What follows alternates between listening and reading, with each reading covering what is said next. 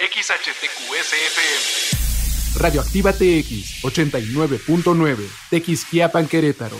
Transmitiendo a 1200 watts de potencia. Proporcionado por energía limpia y solar.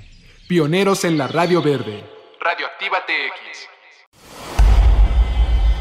Terrícolas, ¿están listos para viajar por el universo alternativo? Acompáñenme, yo soy Sandra B. Abrochen sus cinturones que comenzamos.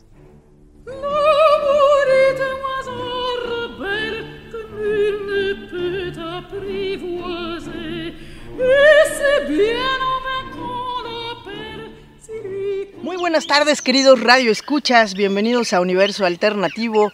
Yo soy Sandra B, saludándolos desde el altiplano queretano, desde el bonito Tequisquiapan, Querétaro. Gracias por sintonizar el 89.9 FM Radioactiva TX, la radio alternativa.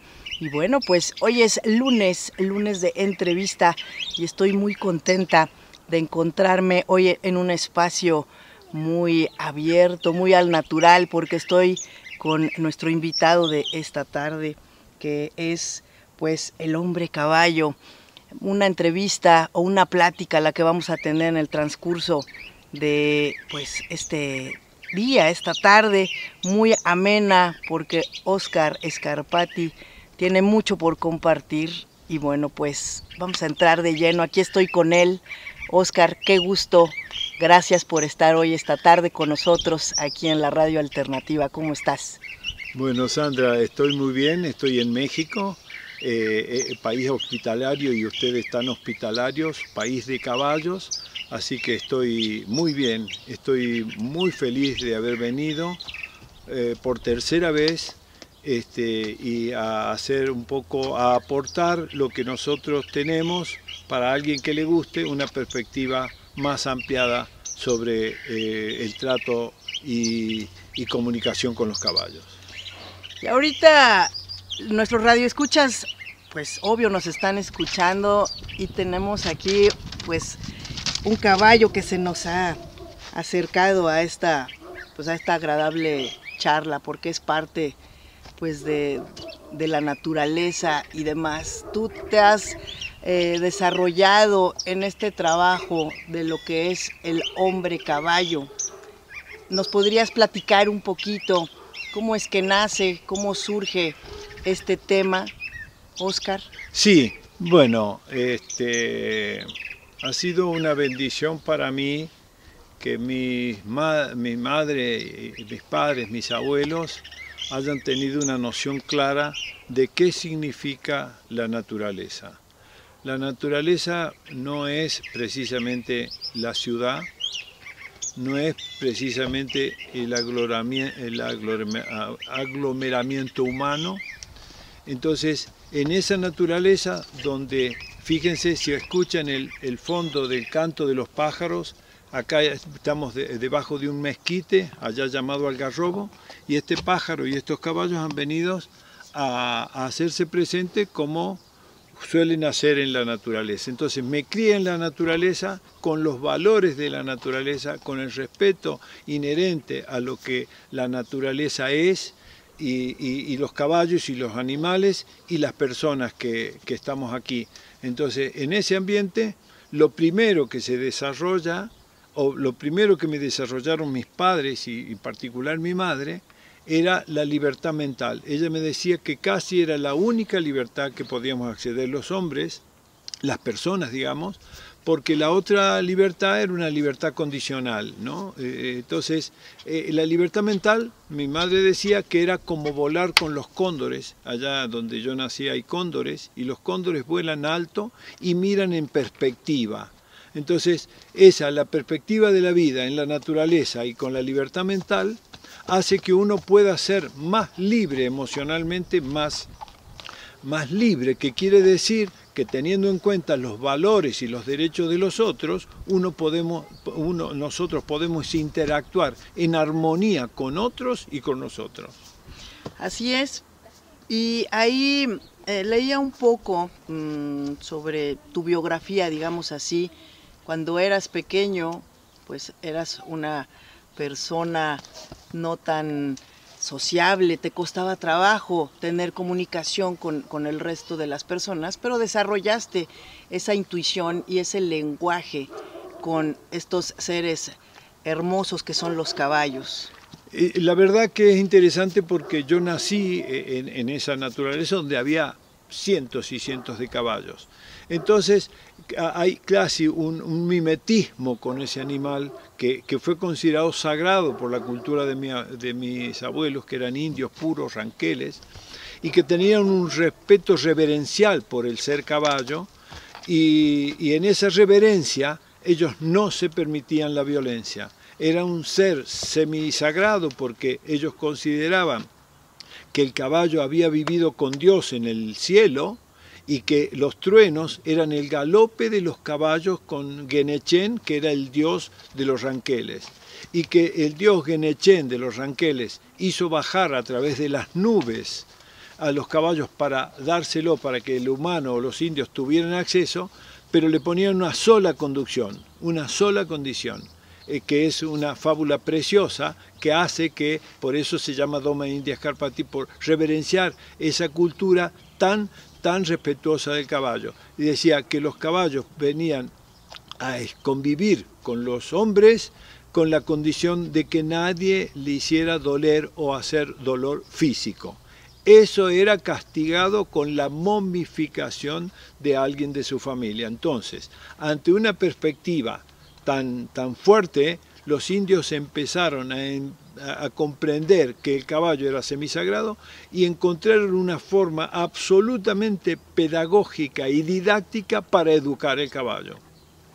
Entonces, tan es así que jamás se llamaron domadores, se llamaban cahuelche. Cahuel es la deformación de caballo y che es gente. Entonces, el cahuelche era un hombre o un adolescente que tenía entre 15 y 18 años, que se dedicaba a amansar y establecer relaciones con el caballo de una forma simétrica, absolutamente compasiva y respetuosa de los derechos inalienables del caballo, que están en silencio, que no hablan, pero no hablan el idioma humano, pero tienen un amplio y esmerado lenguaje corporal.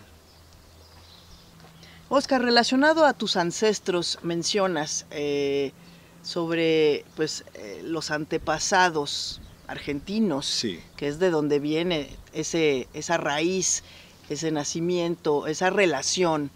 ¿Nos puedes platicar un poquito? Bueno, sí.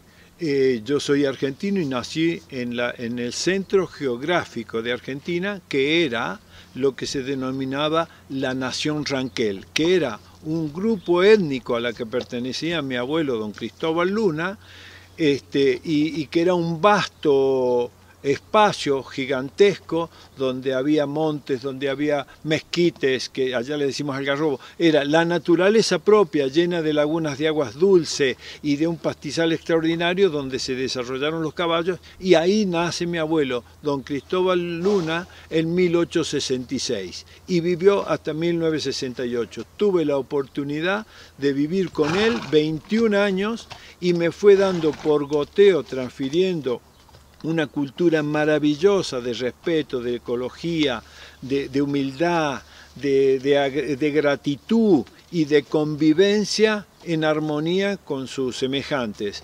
Entonces, él me enseñó, junto con mi madre, valores para poner un freno ético a cualquier impulso negativo que podamos tener. Mi abuelo, don Cristóbal Luna, tuvo una gran influencia en conocimientos y en filosofía de vida. Yo aprendí a vivir con filosofía de vida y eso me hace mucho más libre mentalmente, más ubicuo en la sociedad y más humilde conmigo y con los otros y sobre todo con el caballo. Me parece extraordinario esta introducción con la que nos has involucrado para iniciar esta valiosa plática. Vamos a hacer una pausa para escuchar una canción, una melodía, y ahorita regresamos. ¿Qué te parece? Para con muchísimo seguir gusto, adentrándonos a este tema que es bellísimo y que nos estás compartiendo hoy. Con muchísimo gusto. Bueno, terrícolas, pues vamos a escuchar una canción y regresamos en breve con más.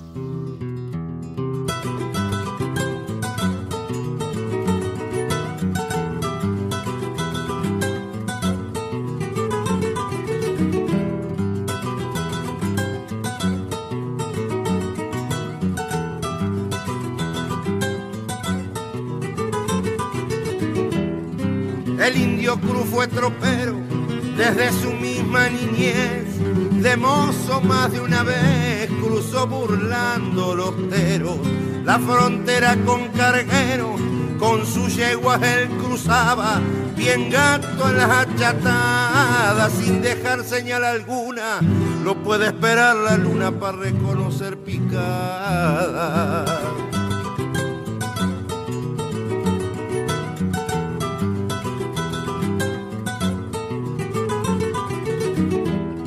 Con ganado para la tablada salió hace años atrás y no volvió nunca más al pago de su morada.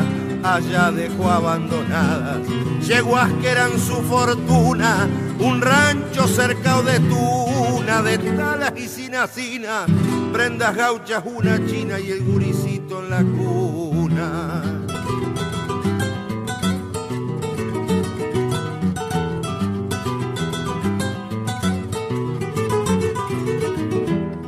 Lejos alzó otra querencia y como el tiempo pasó, el olvido le borró aquello de su existencia. Para más sobre su ausencia tejió el pago una leyenda. Se habló que en una contienda el indio Cruz había muerto en un duelo a campo abierto por el amor de una prenda. Pero una tarde sentado en la pulpería de un gringo, vio Cruz desmontar de un pingo a un mozo muy bien plantado. Venía el gaucho de bocao en un redomón corriente, manió cuidadosamente, rienda arriba lo dejó y en la pulpería adentro saludando cortésmente.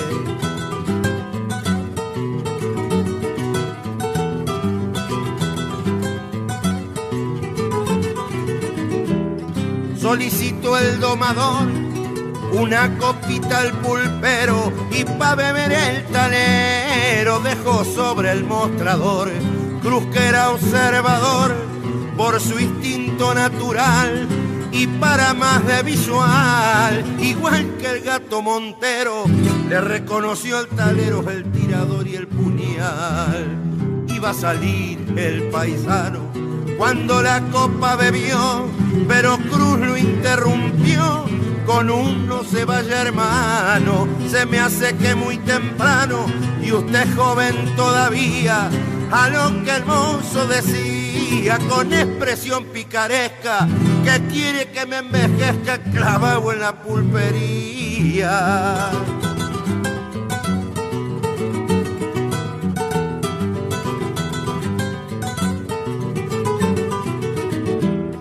No tanto, amigo, quisiera, solo el tiempo suficiente para que usted honradamente mi pregunta respondiera.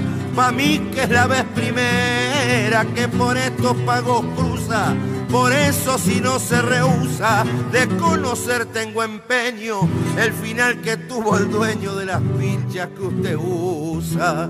Yo también quiero saber lo que usted me ha preguntado, que fue muerto me han contado por culpa de una mujer. No le puedo esclarecer bien la cosa como fue, de acuerdo con lo que sé, como él era forastero, el que lo mató a parcero creo que ni preso fue.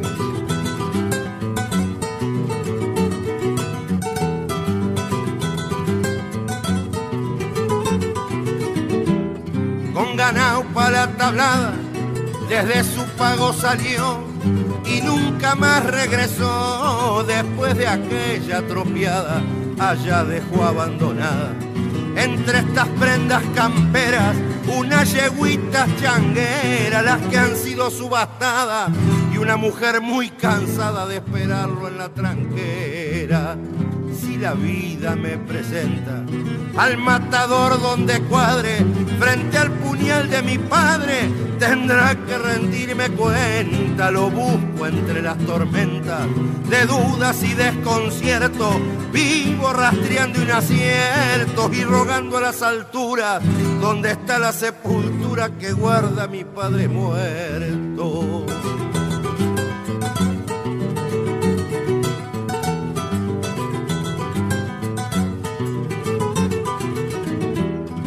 El indio Cruz comprendió que aquel mozo era su hijo y en un abrazo le dijo: tu padre muerto soy yo. Mudo el paisano quedó ante la revelación. Fue tan grande la emoción de su estremecido abrazo que sintió como en pedazos partírsele el corazón. Así murió la leyenda de Cruz, que no había muerto en un duelo a campo abierto por el amor de una prenda. Tan solo al dejar la hacienda cambió de rumbo y querencia, y como una penitencia aún lleva en su corazón sepultada la razón de su misteriosa ausencia.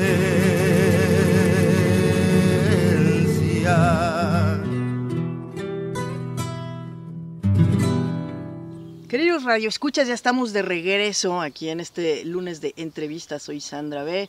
Estamos en Universo Alternativo aquí en Radioactiva TX.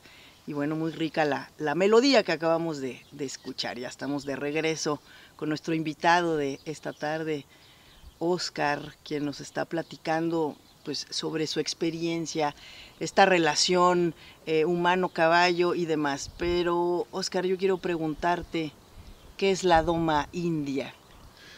Bueno, me tomé la atribución hace muchos años de ponerle doma india porque no había un reconocimiento de las grandes virtudes que tenía esta forma de domar en un pueblo o en una nación donde el conquistador masacró a la etnia de mis abuelos para quitarle las tierras. Es la historia también, creo que de México, creo que es la historia de América, que el conquistador arrasó con culturas, las trató de borrar del mapa para poder justificar tal vez una ignominia. Entonces yo le puse doma india para reivindicar lo que mi abuelo, lo que había convivido con ese amor, con esa tolerancia, con esa comprensión, con esa empatía y con una educación pormenorizada en valores y en respeto para la naturaleza, y en la naturaleza estaban los caballos. Entonces le puse doma india para diferenciarme de muchos otros modos que allá en la Argentina y en otras partes se le llaman sistema, método, etcétera, etcétera. Y él me enseñó a domar, a amansar y domar y educar a un caballo en valores. No pegarle, tenerle paciencia, comprender el miedo y la cosquilla del caballo, comprender su animalidad. Él me decía que yo me tenía que poner más a la altura del caballo, sintiendo, pensando y actuando como caballo, y eso lo aprendí, lo internalicé y forma parte de mi bagaje cultural, en la cual cuando yo entro a un corral, a un round pen, a un corral redondo, en vez de sentirme maestro y domador, me empiezo a sentir caballo, me identifico con un caballo para hablar su propio lenguaje, para comprender su miedo, y todas las cuestiones inherentes a los instintos que tiene un animal, y que esos instintos nos pueden ser valorados como malo, peligroso, porque es un juicio de valor insidioso, negativo y errático. Es un poco como la relación con los humanos. Uno no puede llegar de manera invasiva, ¿no? Porque se saca uno de órbita, de decir, ¿no? Llega uno, hola, ¿cómo estás? Qué gusto, ¿no? En este caso soy Sandra. Lo mismo es con los caballos, ¿no? Sí, es más complejo aún porque el caballo lo único que tiene miedo es a que lo maten. Uh-huh. Entonces el pensamiento del caballo es un pensamiento álgido, apocalíptico. Él no sabe que el miedo se le va a pasar, no sabe que el dolor se le va a pasar. Nosotros tenemos la inteligencia para decir, ya se te va a pasar, tómate esto. El caballo tiene un medio álgido y eso puede ocasionar grandes problemas, primero de comunicación y luego de accidentes involuntarios para el que interviene con el caballo, sin saber cómo siente el caballo. Y lo primero que siente el caballo ante cualquier otra adversidad es miedo, un miedo gigantesco, un miedo rayano en el accidente álgido. Entonces, si no tenemos la palabra comprensión para entender el todo del caballo, estamos entendiendo una parte, es como quiere decir el norte queda para allá.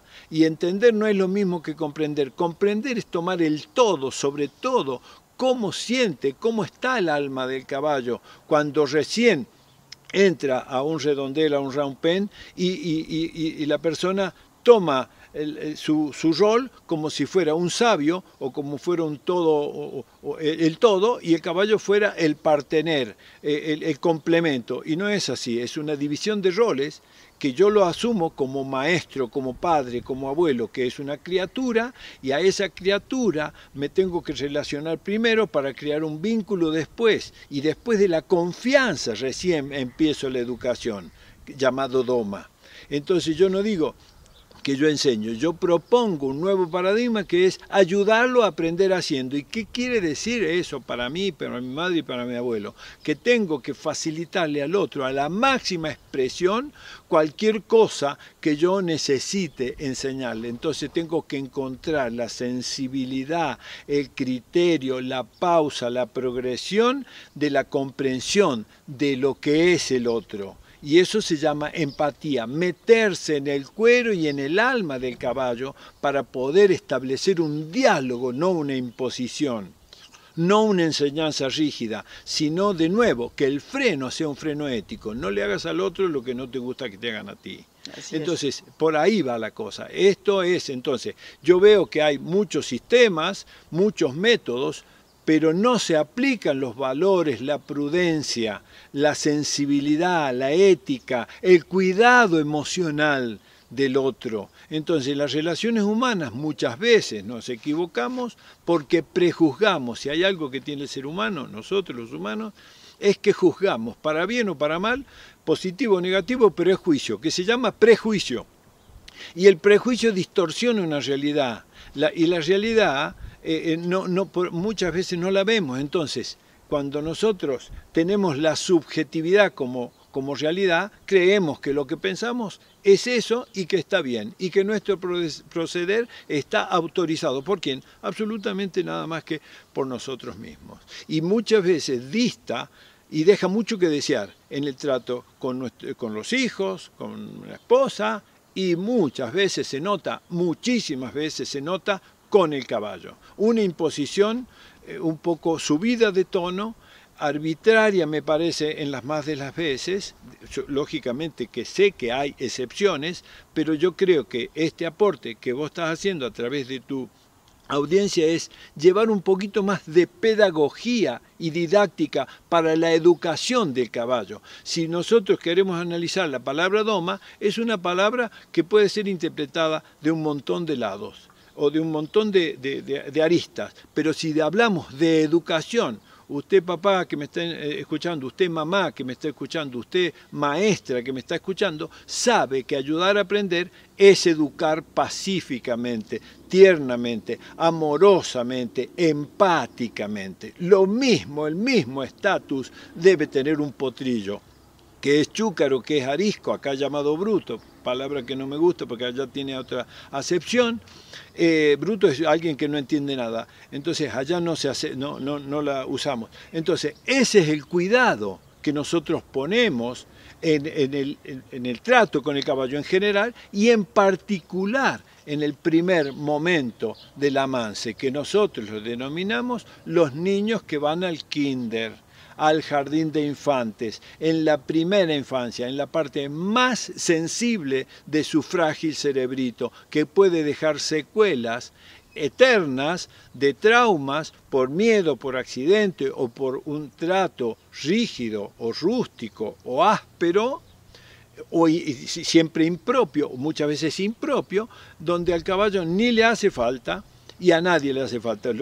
Lo que nosotros necesitamos de un caballo es que un caballo sea previsible de por vida. Para que sea previsible de por vida, le tenemos que dar una estabilidad emocional, una protección a su frágil psicología de animal absoluta y totalmente miedoso, que si uno por ahí se equivoca, no es ni siquiera intencionado esto, si uno se equivoca y le causa dolor, el caballo piensa que somos Satanás y no se lo olvida más. Si hay algo que tiene el caballo es una memoria prodigiosa, sobre todo para las malas experiencias. Me gusta esta filosofía porque yo apoyo la moción de que así debe de ser, ¿no? Un buen trato, no debe de ser violento, no debe de ser como pues se acostumbraba antes. Y te ha tocado trabajar con caballos pues no tan dóciles. Ahí, ¿cómo es romper esa barrera? Porque es el miedo, mencionas el miedo, ¿no? del animal y quizá también de uno como persona. ¿Cómo rompes esa barrera con los caballos que no son dóciles, que se pueden considerar salvajes? ¿Cómo es tu trabajo? ¿Cómo has sido con ellos? Es interesante tu expresión. El caballo no pone barreras.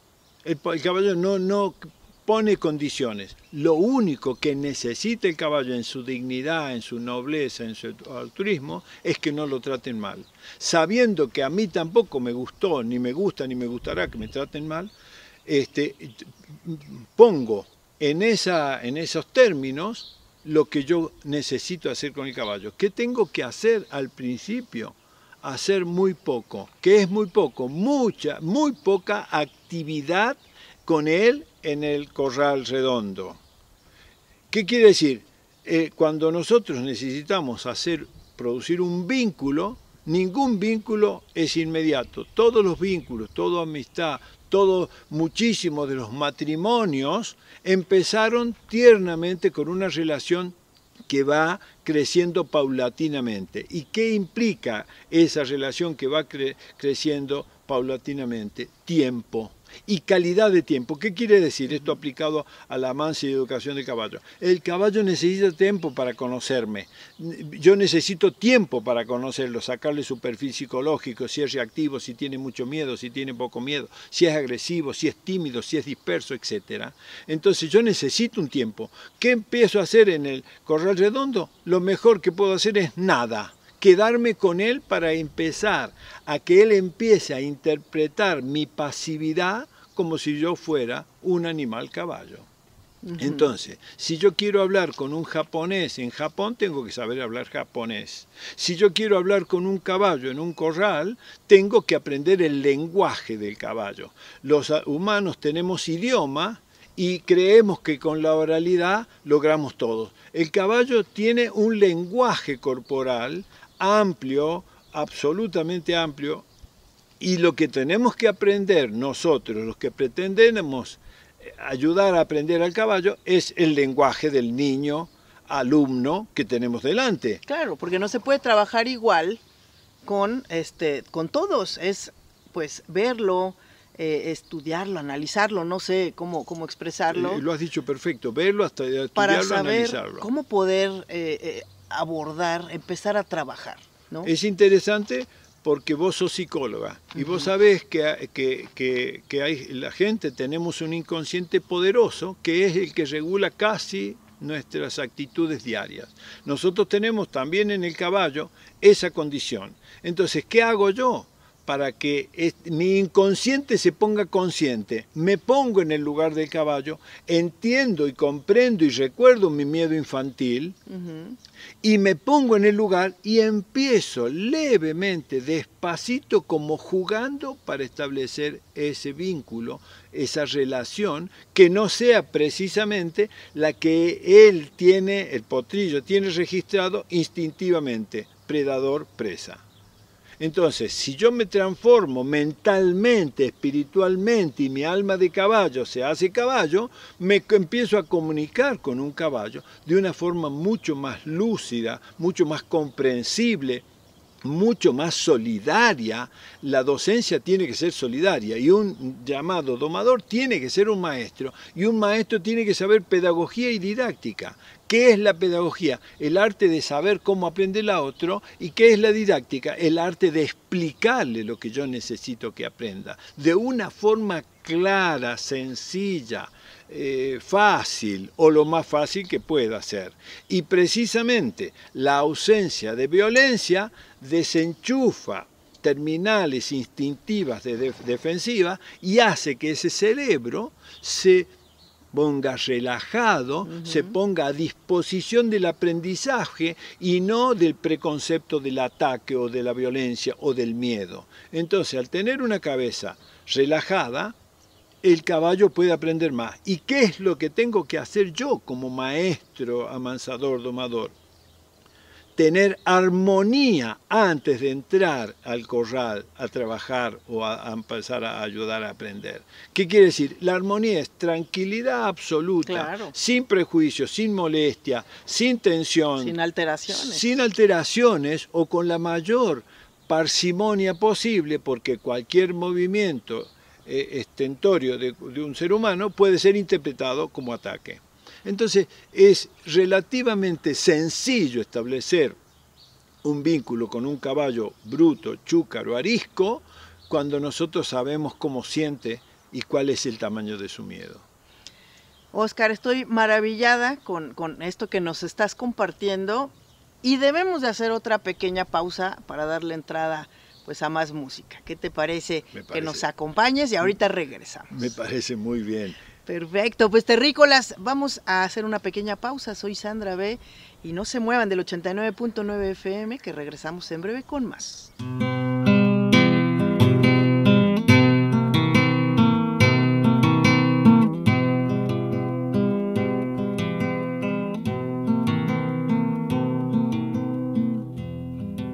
En el campo la tapera relucían las manadas con un montón de padrillos y más de 100 yeguas blancas. Tenía su establecimiento allí don Gregorio Gándara, en donde el Pelagio Vero, como por arte de magia, le daba brillo a esos campos y algunas buenas ganancias. Vendía overos de 2 años, pero antes los castraba, porque tenía la avaricia que todos muenten su marca. Llegó a tener don Gregorio una populosa fama, que fue envidia entre el gauchaje de 50 leguas largas, por la hermosa variedad de la que él hacía gala. Donde había una yegua overa o donde había una potranca, se iba con 2 o 3 potros a tratar de negociarla. Siempre salía con la suya, hacía ofertas con audacia, y si por ahí a un paisano la oferta no le da grata, lo llenaba de maldiciones hasta morirse de rabia.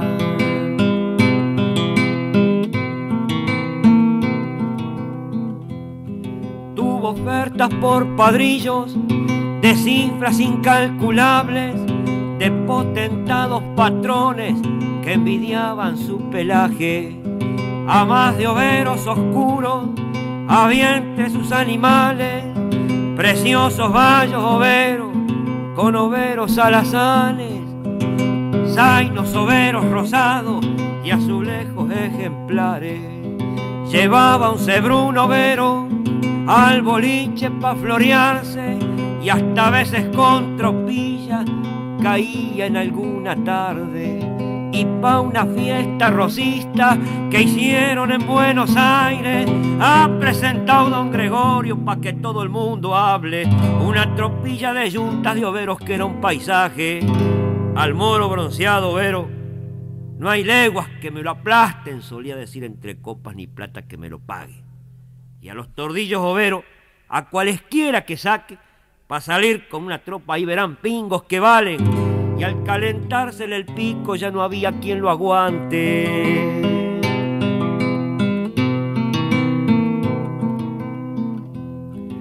Tenía la costumbre vieja de lucir con sus overos unos lomillos antiguos que usaba en cualquier momento, rastra de los federales con 6 patacones viejos, un tirador escamado de monedas que era un sueño y un par de estribos gauchones de los braceros de fierro.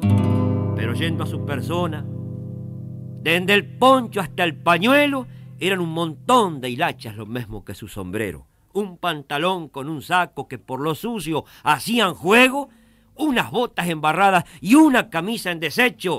Así es como don Gregorio vestía siempre su cuerpo. Pero cuando el viejo criollo al fin dejó su esqueleto, la familia echó a remate todo el establecimiento. Las yeguadas, los padrillos, todo se pasó a otros dueños que siguieron con las crías, y hoy a través de los tiempos anda el alma de don Gregorio en cada caballo vero.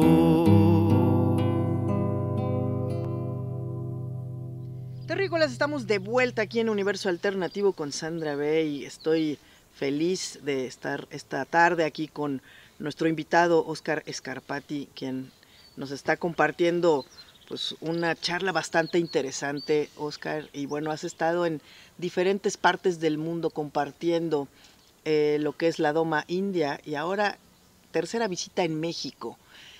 ¿Cuál ha sido esta experiencia, esta vivencia de venir a compartir una vez más aquí a esta tierra tan fabulosa? Sí, esta tierra tan magnífica, tan linda, con tan linda gente y con tan lindos caballos y tan lindos lugares.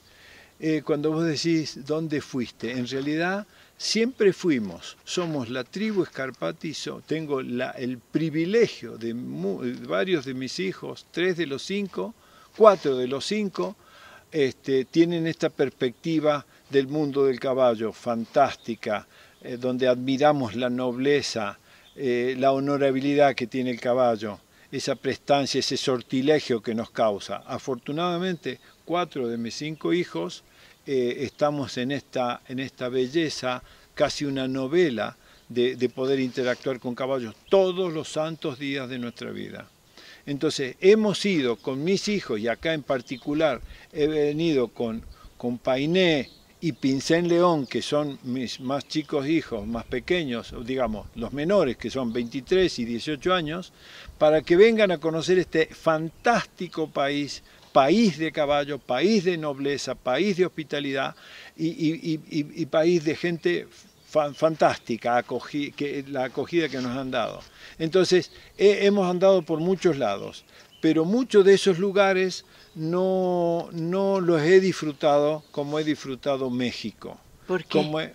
Porque precisamente por lo que te decía anterior, parece que estuviéramos en nuestra casa, tenemos los mismos valores, somos latinos, tenemos esa pasión por el caballo, tenemos esa alegría y ese optimismo crónico de latinos, y tenemos esa formalidad estética del buen trato, de la consideración. Yo estoy fascinado con México, entonces en la primera oportunidad que pude venir con mis 2 hijos más pequeños, más chicos, digamos, pues yo soy el papá, entonces son nuestros hijos, quería que tuvieran esta experiencia con caballos y con la gente y los caballos, para que vieran que no solo en la Argentina hay un paraíso de caballos y de algunas personas. Acá la mayoría de la gente que nos han recibido ha sido maravillosa, el trato ha sido fantástico, los caballos han sido fantásticos. Entonces queremos aportar nuestro granito de arena a una perspectiva cual la Doma India. Y le pusimos Doma India Scarpati, reverenciando a la cultura de mi abuelo, que el centro de su filosofía era: míreme hijo, si usted no le muestra el alma al caballo, el caballo no le va a poder mostrar la suya. ¿Qué quiere decir? Si nos mostramos las almas, vamos a poder establecer una relación cariñosa, respetuosa, sensible, considerada, elegante y absolutamente sin ninguna violencia, sin ningún egocentrismo que puede teñir alguna cuestión, alguna relación un poquito desagradable en el inicio, en el medio o en la relación. Entonces nosotros reivindico a mi abuelo porque me enseñó a mostrarle el alma al caballo y después, luego aprendí a mostrarme mi alma y la alma de nuestros hijos a ustedes los mexicanos. Y mencionaste algo importante hace rato, la tribu Scarpati. Claro, nosotros le pusimos, particularmente me tomé la atribución, porque en la Argentina tribu no está bien considerada porque es de salvajes, de indios, peyorativa y despectivamente. Yo sé, mi abuelo me contó cuál era la organización social y política y educativa de esas tribus. ¿Qué tenía? Derecho de asilo político, tenía iniciación de las niñas, tenía un consejo de ancianos que eran el motivo de consulta. En vez de tener biblioteca, tenían un consejo de ancianos, y no todos, sino los más preclaros, los más iluminados, los más pacientes, los más sabios en vivir una vida digna. Ellos estaban por sobre el cacique, entonces tenían la garantía de una transmisión oral, histórica, cultural, fantástica. Entonces se manejaban en la tribu los valores, hoy por ti, mañana por mí, y juntos somos más fuertes. Solidaridad, empatía, sociedad saludable. Entonces, por eso le llamé tribu, porque tenemos el privilegio por sobre todas las aristas que podamos tener, padre, hijos, madre, diferencias, somos homogéneos en la búsqueda de la armonía, la felicidad y la docencia, tranquila, pausada, lo más humilde que se pueda. Eso es el espíritu de la tribu. Y lo importante es el compartir, ¿no? Tu conocimiento, tu trabajo, para que se vaya replicando esa manera de entender o de aprender, de transmitirla a otros, y eso me parece formidable. Y quiero preguntarte, Óscar, ¿cuál es tu compromiso con el caballo? El caballo, tengo el mismo compromiso que con mis hijos y mis nietos, que tengo 9. Entonces, ¿cuál es el compromiso? Es una cuestión unilateral que ni mis hijos, ni mi mujer, ni mis nietos tienen por qué enterarse. Es mío, mi compromiso de protección, de amor incondicional y de, cuando hago falta, de guía mostrando el rumbo. Cada uno encontrará su camino. Yo encontré el mío. Entonces, por ahí, si me preguntan, les muestro el rumbo hacia la libertad mental, el rumbo hacia la libertad espiritual, el rumbo hacia el respeto del otro, el rumbo a la autoconfianza humilde, para confiar en nosotros, basados en un pensamiento crítico, para decir, yo tengo que tener vocación de servicio. La docencia es una vocación de servicio, o debiera serlo. Entonces esto no es un oficio. El amancia y doma del caballo no puede ser una profesión. Desde mi perspectiva, tiene que ser una vocación para poder interactuar. O sea, un maestro que se precie de tal tiene que haber venido de una vocación. Una profesión, o lo que se denomina una profesión, muchas veces puede ser un medio de vida, de hacer lo que no nos gusta para ganarnos el dinero. El maestro tiene que tener vocación, si no, el alumno va a padecer a ese profesional que hace lo que tiene que hacer por un sueldo. No quiero ser radical, pero es mi perspectiva. Entonces, ese es mi compromiso. Mi compromiso es alivianar cada vez más de lo que pueda la educación o aportar mi perspectiva absolutamente no violenta en el amance y relación con el caballo. Y lo digo taxativa y expresamente, no violenta. He estudiado muchísimo que hay violencia institucionalizada, aprobada hacia el caballo, hacia las mujeres, hacia los niños.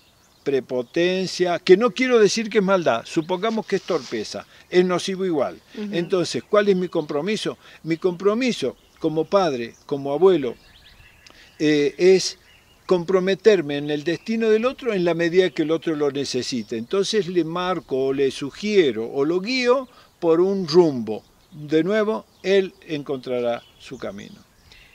Tengo conocimiento que hace 7 años fue la última visita que habías tenido a nuestro país.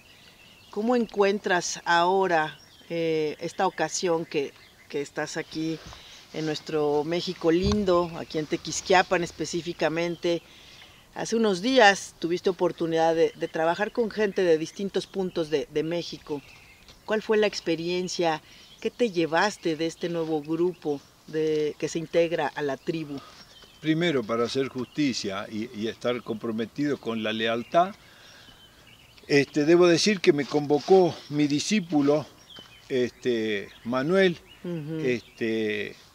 y su esposa, y convocaron 50 personas, organizaron un curso maravilloso, su esposa Marianela, y convocaron a 50 personas para desarrollar el curso, y fue verdaderamente una fiesta donde estuvimos en un ambiente maravilloso, lindo, estético, y sobre todo un ambiente social de compatibilidad, de confidencia, de charlas formales e informales en las cuales fuimos desgranando toda nuestra forma de vivir. Tan es así que nosotros decimos: amansamos como vivimos y vivimos como amansamos, siempre pausadamente, siempre criteriosamente. Y en este curso maravilloso, que se reunió muchísimas personas de los 4 puntos cardinales de México, fue una experiencia alucinante para mí y extraordinaria para mis hijos,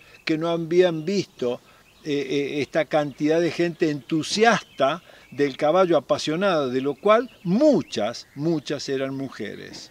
Y eso es extraordinariamente positivo, porque se está corriendo la influencia del caballo hacia las mujeres, y hay muchas de las que vinieron ahí que quieren amansar sus propios caballos. Entonces estamos comprometidos también con esa juventud, con esas mujeres, con esa gente, esos chicos que tienen el sueño de amansar y domar caballos. Y quizá también rompiendo paradigmas, ¿no? Porque vienen con una idea y al momento de estar viendo tu trabajo, conociendo, rompieron quizá esas limitantes o esas enseñanzas, ¿no? que se les habían atribuido. Entonces, qué padre experiencia, qué bueno escuchar esto. Yo creo que se fueron muy gozosos quienes vinieron y participaron, y tuve oportunidad de estar un rato viendo un poco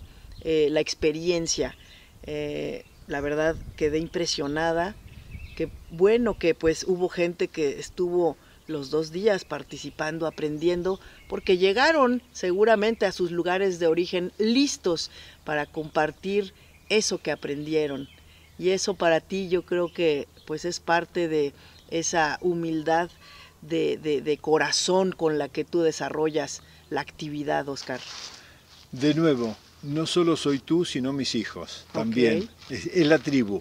Pero la verdad que sí, que pudimos hacer lo que soñamos, que es aportarle a quien quiera saber qué es la Doma India Scarpati y esa perspectiva que nosotros tenemos. Son nuestros valores, yo no sé los valores de otras personas, son nuestros valores que usamos y utilizamos en nuestra tribu para todo. Entonces fue extraordinario, y lo que me emocionó mucho fue el testimonio de algunas personas al final del curso, un señor de 81 años, ranchero, avesado, que me dijo: Oscar, me llevo este conocimiento, ahora sé cómo siente el caballo. Yo antes tomaba el caballo como lo toma mucha gente, como una herramienta, como un animal. Ahora ustedes nos mostraron cómo siente el caballo y vi los resultados. 1 y 2 yeguas que en 6, 7 horas, dividido en 2 días, quedó, digamos, no domada, sino totalmente plástica. Sí, sobre todo aprendió a no temer. Okay. Y aprendió a a hacer lo que nosotros le pedíamos, montados, con silla, sin silla, abajo, atrás, en todos lados, confiando.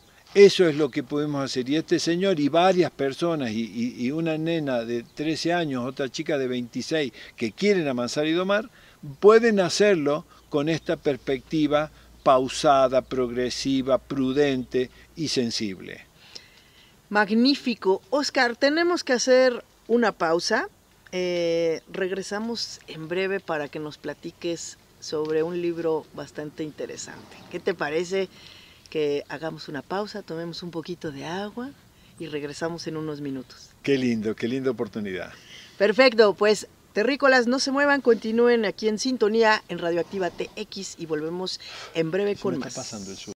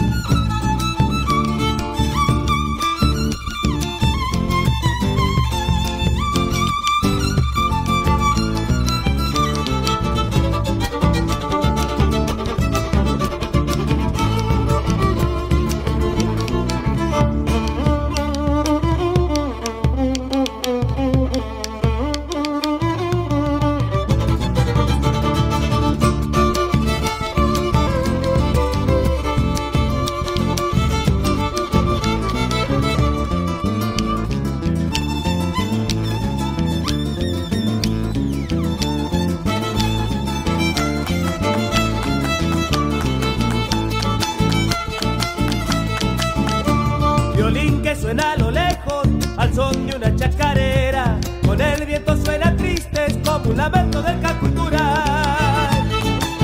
Ay, ay, ay. ¿De dónde viene ese viejo?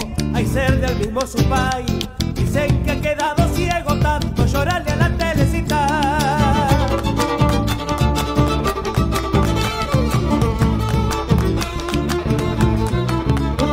Camino de mano gasta de su Bampa y de Mailín. Lo han visto pasar llorando, pobre cieguito tocando el violín. Se quema la telecita, llorando está sin cesar. Se quema la pobrecita, siempre por ella el violín llorará. Señor.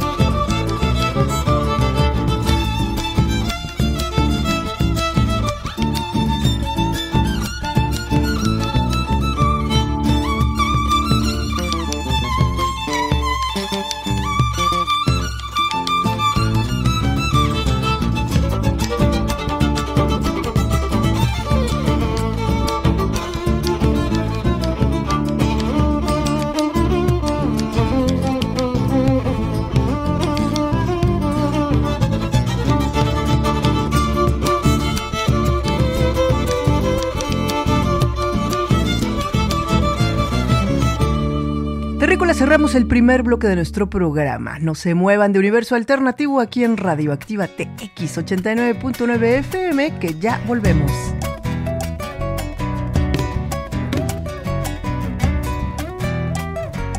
Vuelve a cantar el coyuyo después de un año sin huella. Vuelve a renacer el grito marrón de la chacarera.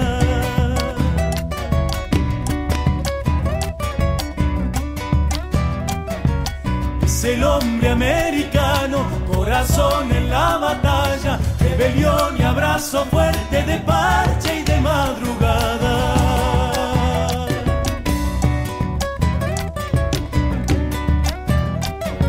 Soy latino de la danza de Guevara y Díaz.